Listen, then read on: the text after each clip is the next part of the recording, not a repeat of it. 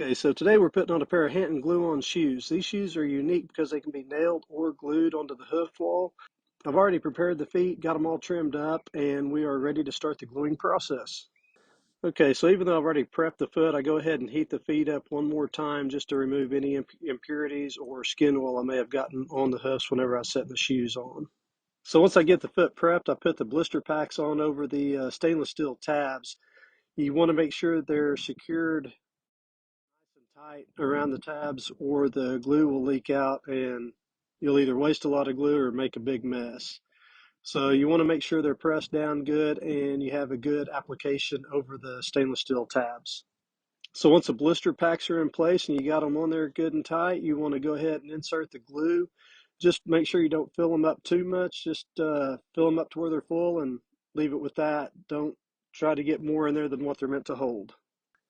Once I get the blister packs full of glue, I go ahead and apply several layers of wrap over the blister packs and the glue just to let it set up and cure. Don't worry about wasting too much. It's pretty cheap to replace it, and the more the better in this case, typically. All right, so I went ahead and let the glue set up while I was trimming the back feet. Now I'm removing the plastic wrap over them and getting a look to see how the glue set up and see how it looks in the blister packs now.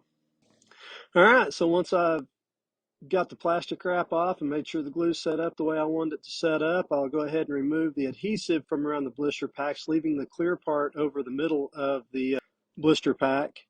I'll go ahead and take the adhesive off, makes it look a little nicer, cleaner, and just kind of cleans up the foot a little bit more. Sometimes there's some glue over parts of it. You may not be able to get it all off. I just get off as much as I possibly can to make it look as neat and clean as I can.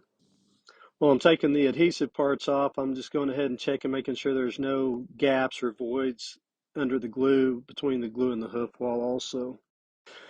All right, once I get the adhesive all cleaned off of the foot, or as much of it as I can get off of it, I'll go ahead and get the buffer and run the buffer over the blister packs just a little bit. Again, I don't want to remove the plastic, but I want to take off any excess glue and clean the foot up one more time, make it look a little nicer, a little bit prettier, more aesthetically pleasing.